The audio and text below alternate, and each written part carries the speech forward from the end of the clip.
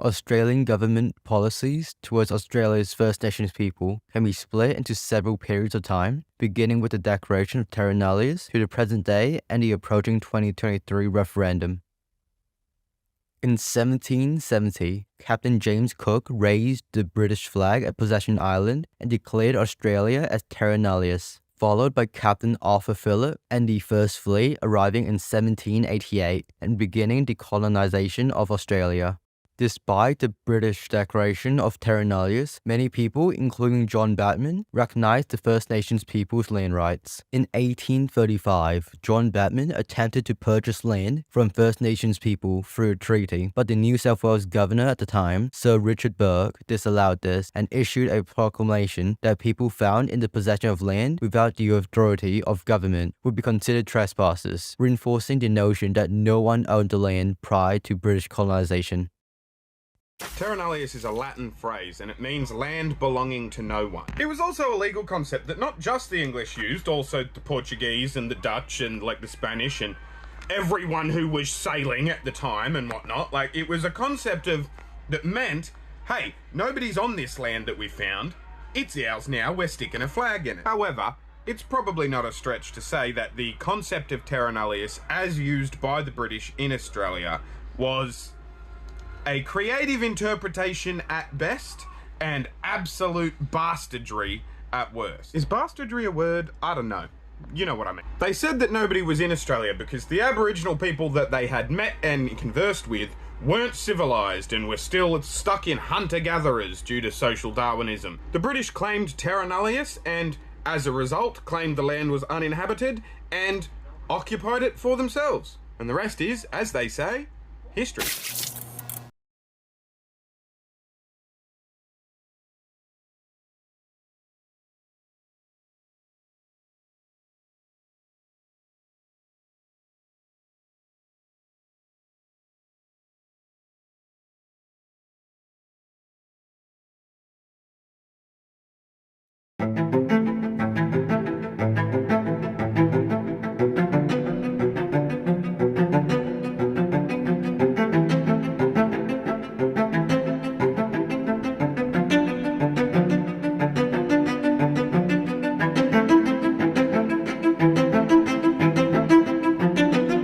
Perth was a prohibited area for Aboriginal people from 1927 to 1954.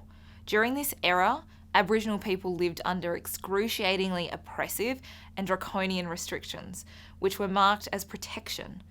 But it was far from protection. Perth had clear boundaries, outlined where Aboriginal people could go and where they were not welcome. If you were Indigenous, it was a requirement to have a permit known as a native pass to enter large areas of Perth. It was an effort to control, restrict and destroy Aboriginal people. It was not covert behaviour, it was clear and overt action in plain sight. Adding salt to the wound, Aboriginal people were also not allowed to socialise with whites, especially at White City, an amusement park which was located on the foreshore of Perth.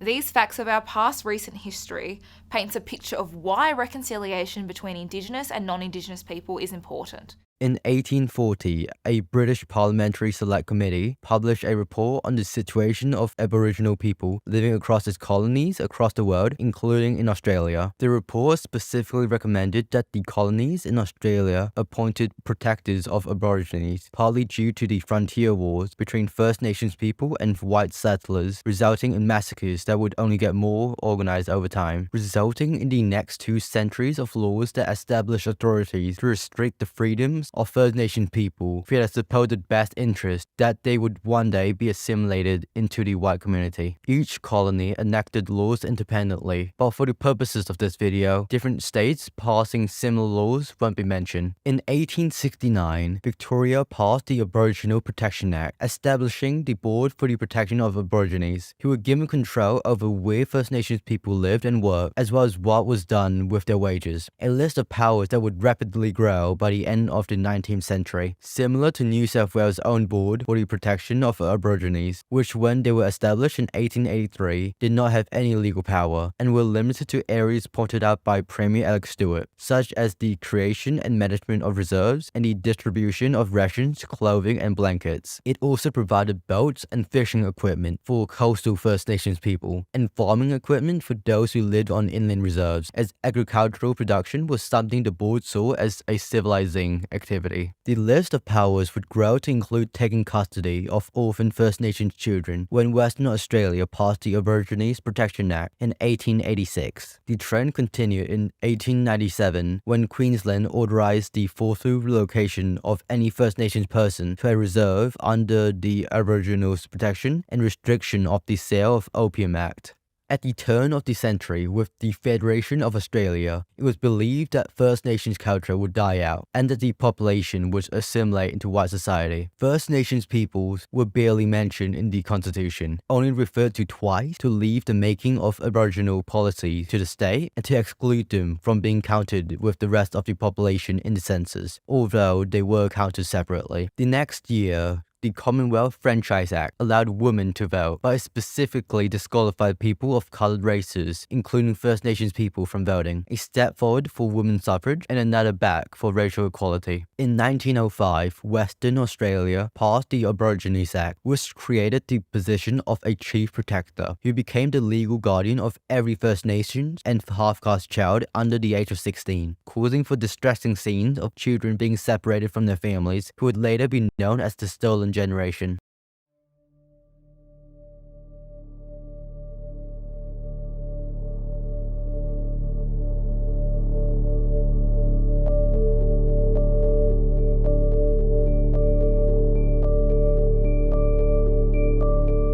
My name is Judy Wicks and I'm the granddaughter of Roy and Daisy Smith. Roy and Daisy Smith lived on Pergam Mission, and then in 1926 my grandfather gained his certificate of exemption. We didn't know that Pob had this until he died in 1980, and we found it in his paperwork, and none of us knew what that was. So it sort of took me on a journey to ask those questions, and I was quite shocked at what I found out, but it made sense of what I found out, because it made me understand my family a bit more, the way my mum was, the way my grandparents were. It sort of filled in a lot of blanks for me. In the 1890s, there was great concern in the community about the treatment of Aboriginal and Torres Strait Islander people. And so there was a gentleman that wrote up an essay on what was happening to Aboriginal people, and that formed a basis of the discussion line that turned into the Aboriginal Protection and the Restriction of the Sale of Opium Act. Well, when we talk about the 1897 Act, well, Aboriginal people were totally controlled. They were told how they could live, where they could work. Aboriginal women or young girls were sent out to work as domestics, and the boys were learnt how to move cattle around or how to work on a farm. So they were geared to be workers for non-Indigenous people in Queensland.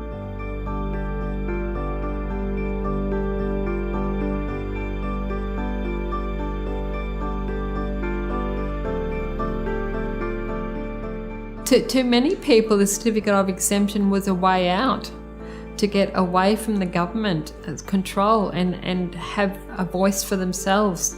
Even though they were under surveillance, they had more of a life than what they did when they lived under the Act. People had freedoms, people had choices that they didn't have before. My grandfather Roy first applied on the 18th of February 1920. And he writes, "Dear Sir, would you mind sending my exemption card, for I don't like the place. It is so lonely.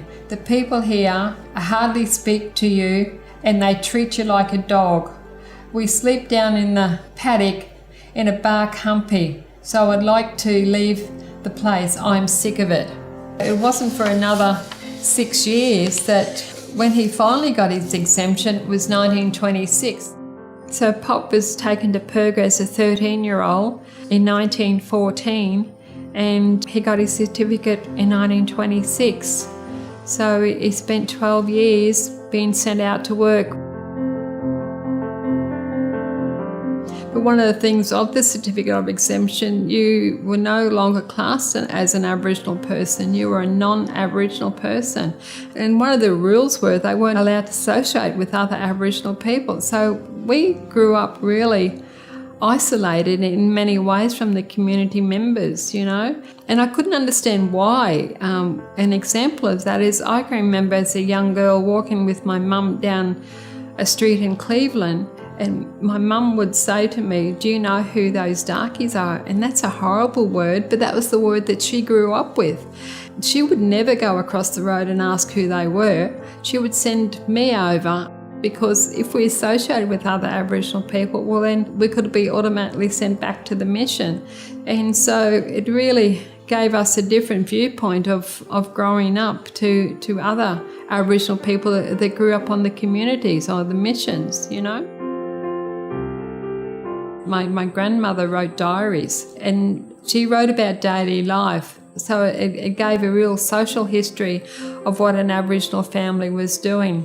But she never wrote anything that would influence anyone in the belief that she was associating with Aboriginal people. There was nothing in there, you know. I've got the 1945 diary here.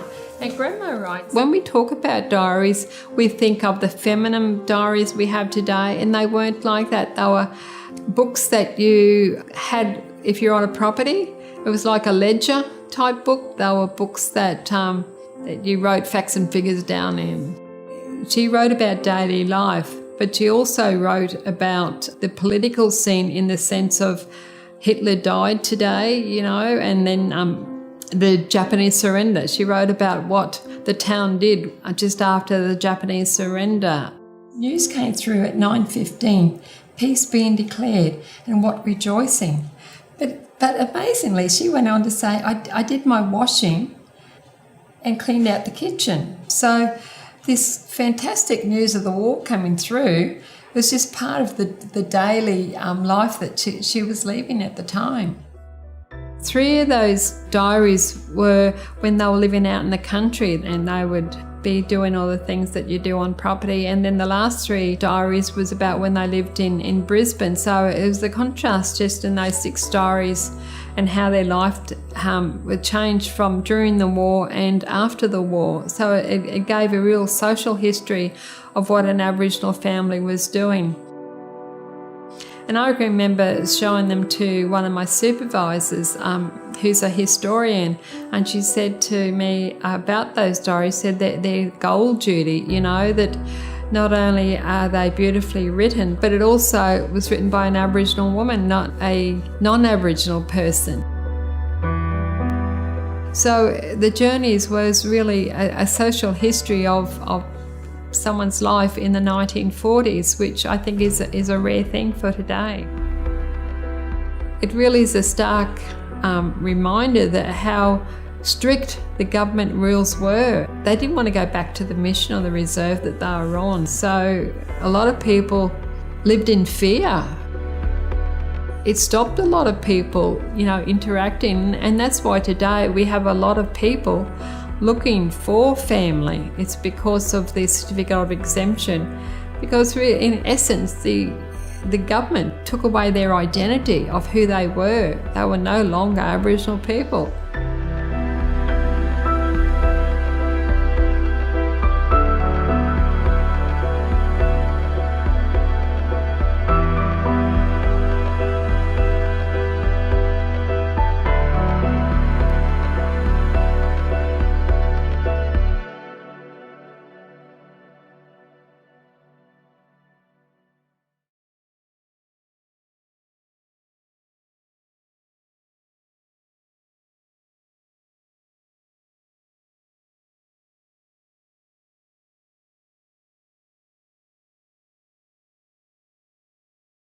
After nearly a century of having First Nations people live on reserves, government policies began to loosen, beginning with Tasmania in 1912, encouraging First Nations people to live outside of reserves when the Cape Barren Island Reserve Act was passed. In 1937, assimilation became the official national policy in Australia after the first Commonwealth and State Conference on Aboriginal welfare. However, most states were still increasing the amount of control authorities had over the lives of First Nations people. In the aftermath of World War II, a war in which First Nations people were allowed to fight in, the newly formed United Nations adopted the Universal Declaration of Human Rights in 1948, a move that was supported by Australia. The injustice of denying First Nations people the right to vote while allowing them to die for the country was clear to many. So, in 1949, the Commonwealth Electoral Act was passed, allowing First Nations people who have served in the Defence Force or had already been allowed to vote in state elections to vote in Commonwealth elections, extending the right to vote to First Nations people living in every state apart from Western Australia and Queensland, where they were only allowed to vote after 1965. In 1967, a decisive referendum was held, resulting in the biggest yes vote in Australian history. A referendum that had so much support that a no case was never presented in the referendum campaign. More than 90% of the voting population of Australia voted yes to removing discriminatory provisions in the Constitution and allowing First Nations people to be in the same count as other Australian citizens in the census, and allowing the federal parliament to create laws on their behalf. Soon after the referendum, states would abolish their respective authorities that were previously in charge of assimilation of First Nations people, marking significant steps towards equality.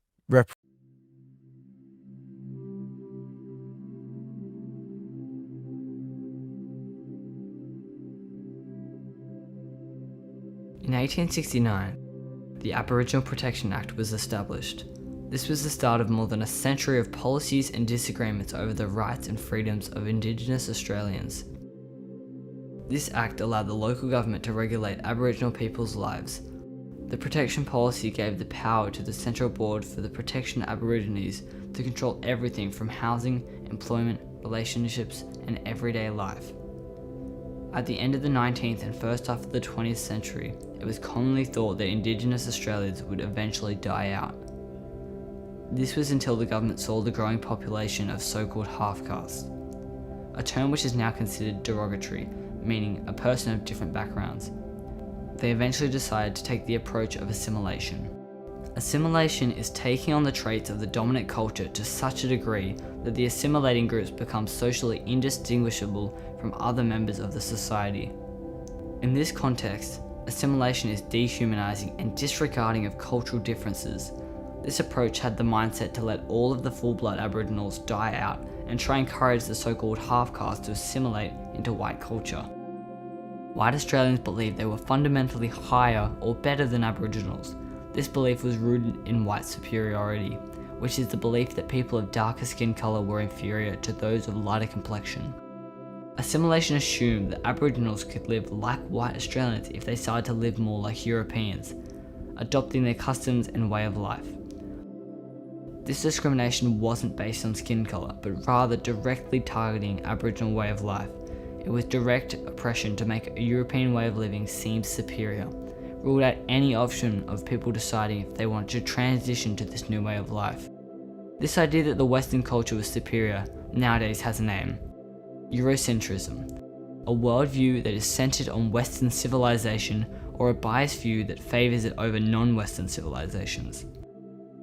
In 1960, the assimilation approach continued with the release of the Assimilation Policy. This policy was one of the sole reasons that the Stolen Generation ever existed. Although from a distance the idea of assimilation might sound like pure evil, it did have some good motives behind it, such as providing better standards of health, housing, schooling, and much more. But this was far outweighed by the contradicted logic and poor foundational ideology. The major flaw of many in trying to assimilate Aboriginals into white society was simply because they weren't viewed as equals, and the whole idea of trying to get them to join society was based on this belief that their way of life was superior. The settlers never took into account whether they should be more accepting of different culture purely because they had this limiting mindset. The European settlers forced their opinions and ideas on them and physically ripped their families apart in an effort to do so. In the assimilation policy, it says that in the view of all Australian governments, that all Aborigines were expected eventually to attain the same manner of living as other Australians and to live as members of a single Australian community. It goes on to explain that how they will conform to the Western way of living in every part of their lives. The 1960s was a big decade for both sides of the story, welcoming a big push in Indigenous right activism and petition.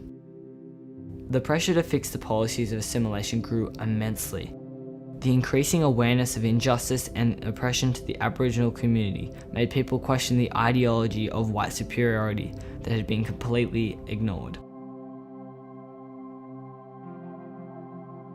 This had such a big impact that it caused the Australian government to call a referendum, costing them around $1 million, and accounting for inflation, that's around $13 million. The referendum asks, do you approve the proposed law for the alteration of the Constitution entitled, an act to alter the Constitution so as to admit certain words relating to the people of Aboriginal race in any state so that Aboriginals are to be counted in reckoning the population?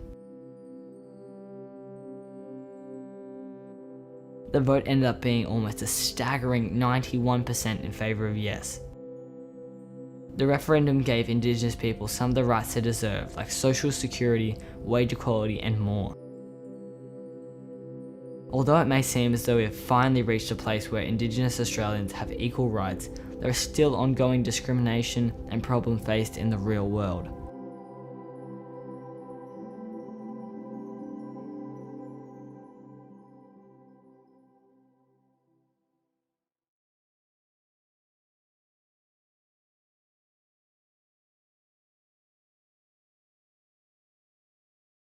Welcome back. The struggle for Aboriginal and Torres Strait Islander rights and freedoms has a long history and didn't begin with the rise of the civil rights movement in the 1960s. In fact, one of the most important protests in Australian history, the Day of Mourning, was held in 1938, years before the first freedom rides. So, in this lesson, we'll cover origins of the Day of Mourning, events of the Day of Mourning, the role of Jack Patton, and the significance of the Day of Mourning. Let's go. 1938 marked 150 years of British colonisation. The government had planned a huge celebration on what we now call Australia Day, the 26th of January, to commemorate the anniversary. The festivities were to involve a reenactment of the landing of the First Fleet, held at Farm Cove, using 25 Aboriginal men from a New South Wales mission against their will. On top of this controversy, abuses of Aboriginal and Torres Strait Islander rights were mounting. In case you need a quick refresher, we've already covered these abuses in our lesson on the background to the struggle for rights and freedom before 1965, including the cruelty of the Aboriginal Protection Board and the removal of Indigenous children from their families. For these reasons, key Aboriginal groups decided enough was enough and united to host a national protest on the 150th anniversary of British colonisation, known as the 1938 Day of Mourning. Alright, now that we've covered the origins, let's take a look at the events of the Day of Mourning. The Australian Aborigines League from Victoria and Aborigines Progressive Association from New South Wales decided to host a march after the anniversary celebrations were over. They dressed in black to signify the mourning. Because they were denied access to Town Hall for their meeting, they marched to Australian Hall on Elizabeth Street in Sydney instead. Poignantly, they were denied access through the front door because of their race and were forced to enter through the back door. Once everyone had gathered, leaders distributed a manifesto called Aborigines Claim Citizens' Rights. The whole point of the Day of Mourning protest was to draw attention to 150 years of discrimination and potential ways forward. One of the most important individuals involved in the Day of Mourning was activist Jack Patton. Patton grew up at Cummera Mission before completing high school in West Wyalong, New South Wales. He became involved in politics after his family moved to Saltpan Creek in 1929. Throughout the 1930s, he became increasingly vocal about Aboriginal equality, often speaking on Sundays in the Sydney Domain and publishing the first ever Aboriginal newspaper. Patton founded the Aborigines Progressive Association in 1937, which became one of the two key groups involved in the planning of the Aboriginal Day of Mourning. As its president, he played a crucial role in shaping the event's meaning. His opening address, taken directly from the Aborigines Claim Citizens' Rights Manifesto, really set the tone. He spoke to the crowds. Our purpose in meeting today is to bring home to the white people of Australia the frightful conditions in which the native Aborigines of this continent live. This land belonged to our forefathers 150 years ago, but today we are pushed further and further into the background. Okay, let's finish up by taking a look at the significance of the 1938 Day of Mourning. While the Day of Mourning protest didn't put an end to the celebration of Australia Day, it did have a few legacies. Firstly, it was seriously symbolic as one of the first organised meetings of Indigenous groups to discuss civil human rights. Secondly, the protest drew the attention of Prime Minister Joseph Lyons. Only 5 days later, he invited Jack Patton and other leaders to discuss their plans for Aboriginal rights. On top of this, some Christian leaders began to recognise the Sunday before Australia Day as Aboriginal Sunday, in honour of the Day of Mourning. And finally, the Day of Mourning led to the eventual development of NAIDOC, the National Aborigines and Islanders Day Observance Committee. Since the 1950s, NAIDOC Week has been annually commemorated in July in recognition of the losses and suffering of Indigenous Australians. The 1938 Day of Mourning was a big step in the right direction in the struggle for Aboriginal and Torres Strait Islander rights and freedoms. Let's summarise. The Day of Mourning evolved out of the tensions over the 150th anniversary of colonisation and mounting human rights abuses. The events of the Day of Mourning involved the march of various Aboriginal groups to Australian Hall, dressed in black, to commemorate the suffering of Indigenous Australians. Jack Patton, the president of the Aborigines Progressive Association, was critical in the event as both an organiser and speaker. Finally, while the protest didn't achieve any actual policy change, it was highly significant because it was one of the first formal meetings of various Aboriginal groups to discuss civil rights and influence the government and religious groups on ongoing commemorations, such as Aboriginal Sunday and NAIDOC Week. And that's all for now. Bye!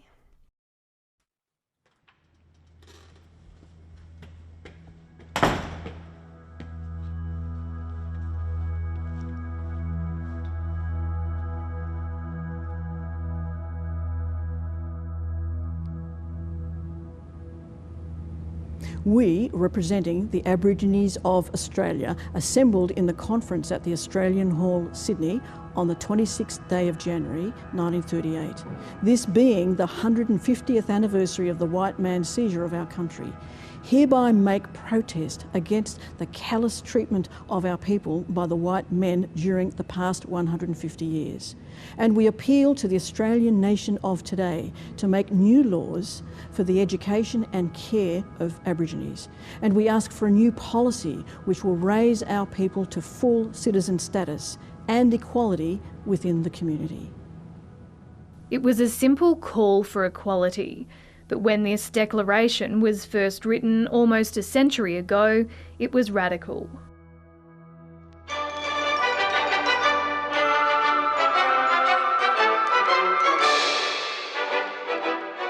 The year was 1938, and on the 26th of January, Sydney was marking a milestone. And now they're all ready to see reenacted the landing of Captain Phillip, an event which took place 150 years ago today. But the festivities were lost on many Aboriginal and Torres Strait Islander people. Aboriginal people were under severe control and restriction by the established state protection boards. Everyday decisions on your life, whether what you ate, what you wore, who you could marry, where you could go, were restricted, heavily restricted. Amidst the celebrations, a small group dressed in black stood out from the crowd. They not only broke the laws that prevented them from gathering, but they actually stood in the main part of the colony to stand in opposition and or as a contrast to the celebration, to declare it a day of mourning. After the parade had passed, around 100 people gathered in this building for one of the most significant but little known civil rights protests of the 20th century. The site of what became known as the Day of Mourning protest is now owned by the Sydney Metropolitan Local Aboriginal Land Council. The power of what occurred here in 1938 continues to resonate certainly on myself and many others who are aware of what's took place here.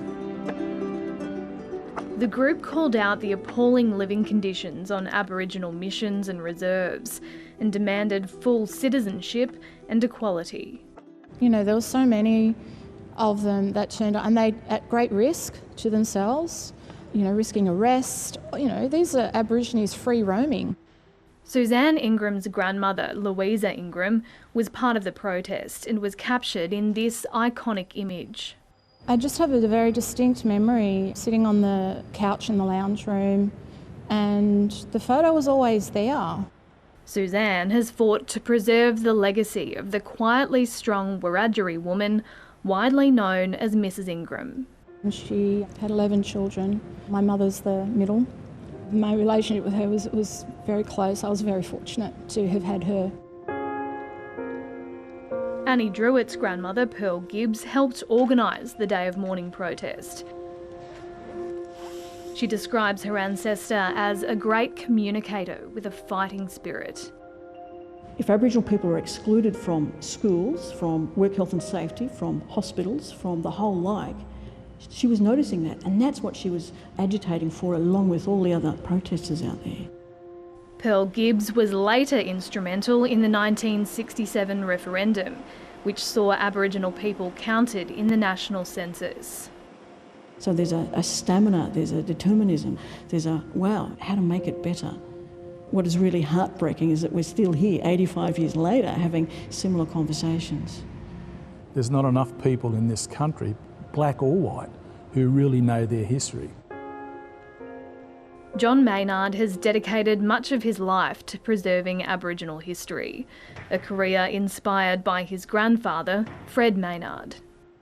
My grandfather, a young man, had travelled widely as a stockman, a timber getter, and seen the shocking conditions of Aboriginal people across the state. And this sort of, percolated with him and eventually saw it emerge as an organised political movement with a platform of seeking Aboriginal justice. Fred Maynard was not present at the Day of Mourning, but his work in the decades prior laid the groundwork for the protest to happen. In 1924, he founded the country's first politically organised Aboriginal activist group, the Australian Aboriginal Progressive Association. The group held its first civil rights conference the following year, which was hailed a success in local newspapers. They demanded that all the state protection boards be abolished and replaced by an all-Aboriginal board to sit under the Commonwealth government. That's a voice to Parliament nearly 100 years before what they're talking about today. We stand on the shoulders of giants. It's in that very hall in 1938 that our people gathered. The sad thing about this day called January 26, 85 years later after the 1938 protests, is that we're still doing it. It's crazy. As another landmark referendum approaches, it remains to be seen whether the voice to Parliament can answer long-standing calls for Aboriginal representation. The voice lacks credibility. I think it has a credibility problem. And not just with Australians generally, which is what I'm seeing, but absolutely with Aboriginal people. My grandmother was fighting for a voice back in 1938. So I feel quite confident that, she'd be out there protesting on the streets, making the speeches in the same way. I hope that I can honour her memory and her legacy by advocating for the same thing.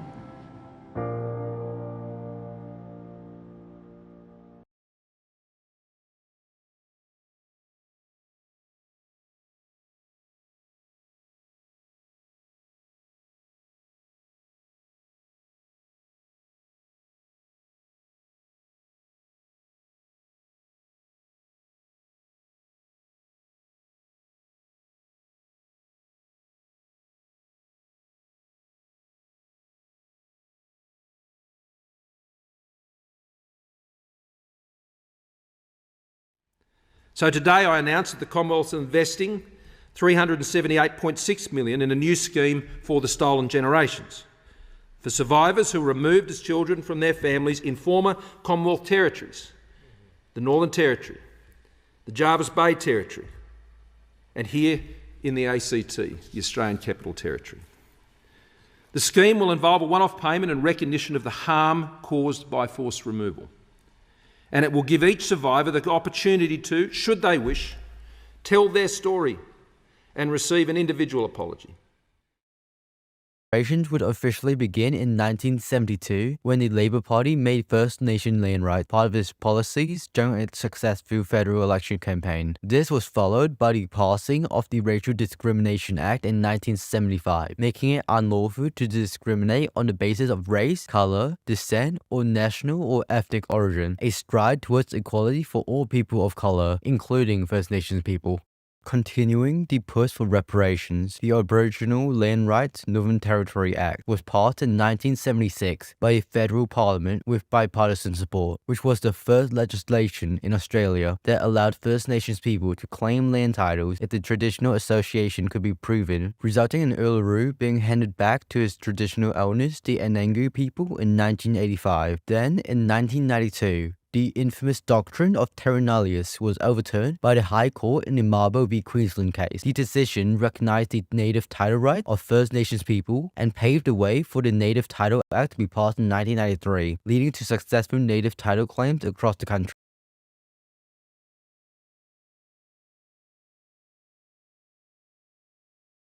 Aboriginal and Torres Strait Islander viewers are advised that the following program contains images of people who have died. Ghana, Bunjalung, Yonu, and hundreds of others. These are the First Nations of Australia, each with their own language, traditions, laws, and a relationship to land that goes back thousands of years. It's a relationship that's protected by the law, thanks to this guy, Eddie Koiki Mabo. Eddie was a Meriam man, born here on the island of Mer, also known as Murray Island. It's in the Torres Strait, between Queensland and Papua New Guinea. But despite his ancestors having lived there for thousands of years, Mer Island was owned by the Commonwealth of Australia, and had been ever since British settlers arrived. You see, when Captain Cook arrived in Australia, he claimed the country was terra nullius, meaning land belonging to no one. Of course, that wasn't true, and Eddie knew that. And he spent many years trying to prove that terra nullius was wrong.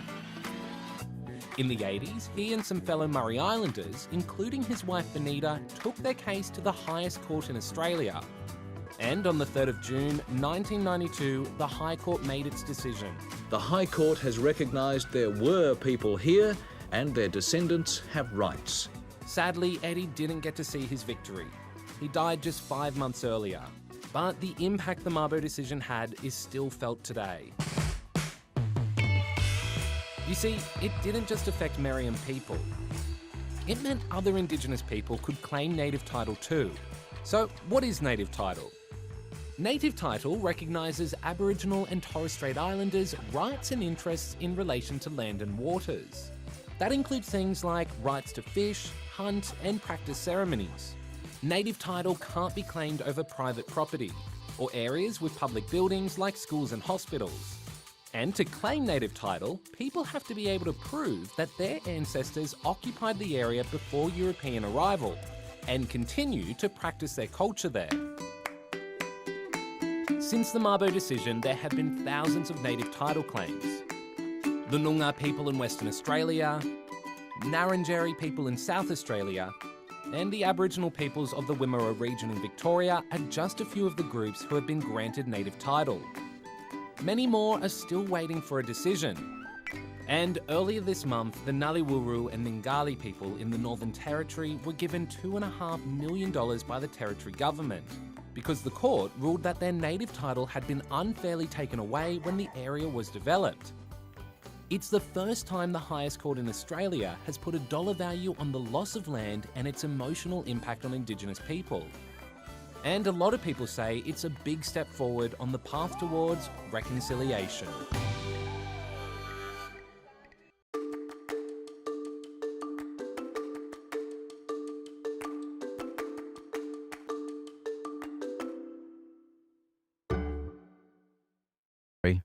Although reparations concerning land rights continue to be made into the 21st century, the focus shifted to a formal process of reconciliation, specifically with the stolen generation. In 1996, the Commonwealth Parliament issued a statement of commitment to reconciliation, and the next year, in 1997, the 700-page Bringing Them Home report was released, investigating the history and impact of the stolen generation and making 54 recommendations to support healing and reconciliation. The same year, Prime Minister John Howard made a personal apology to the stolen generation, but refused to make an official apology on behalf of Australia, although each state would issue statements recognising and publicly apologising to the stolen generation. In 2006, Tasmania set up the first Stolen Generation Compensation Scheme in Australia with the passing of the Stolen Generations of Aboriginal Children Act. The formal national apology finally came in 2008 when Prime Minister Kevin Rudd delivered the national apology to the stolen generation, which expressed a commitment to close the gap between Indigenous and non-Indigenous Australians.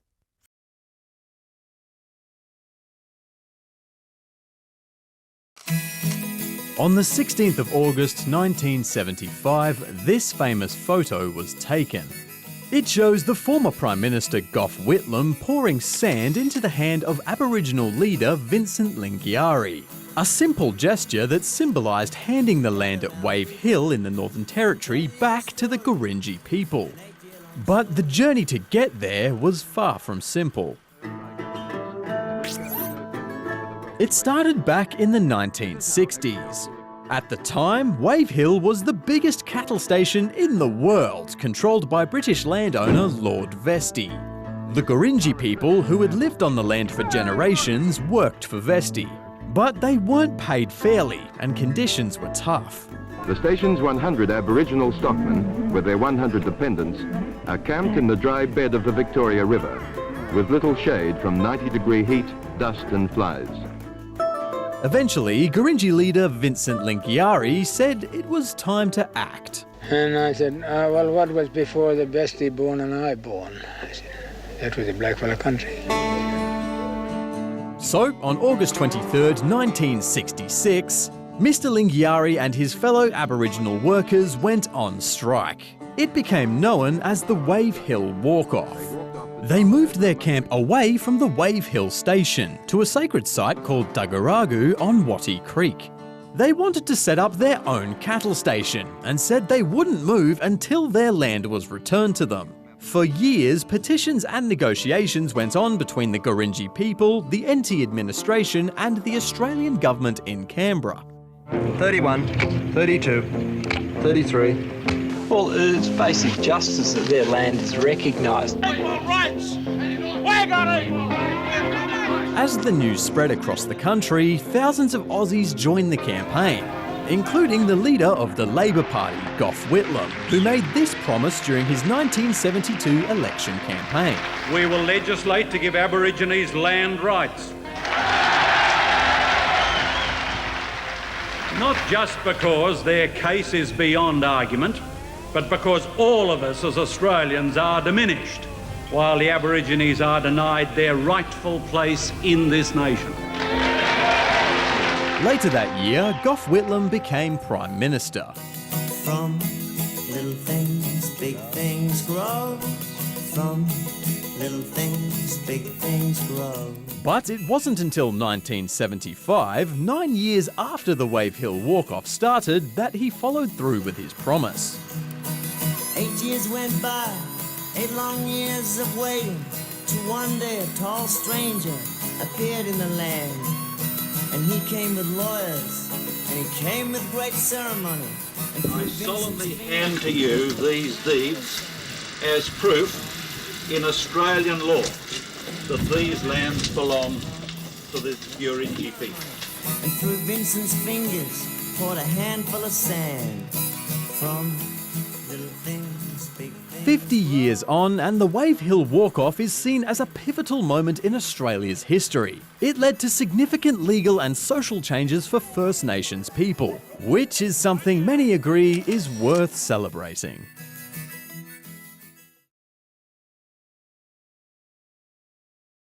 For the most part, assimilation remained part of policies passed by government, as First Nations peoples are to live by legal and political systems set up by non-Indigenous people, without any autonomy as the original culture of Australia over what is done at the national level, resulting in a push for legal recognition of First Nations people as the first inhabitants of Australia, which was granted as part of the 2013 Aboriginal and Torres Strait Islander People Recognition Act, which also laid out Parliament's intention for recognition to happen at the constitutional level, which requires a referendum to take place. The referendum, if successful, would establish a representative body for the First Nations people in Parliament. This body would offer non-binding advice to Parliament on policies and laws that affect First Nation people. However, unlike the referendum in 1967, the upcoming referendum does not have bipartisan support, which would ultimately leave the choice to the Australian people when the referendum is expected to be held sometime in 2023.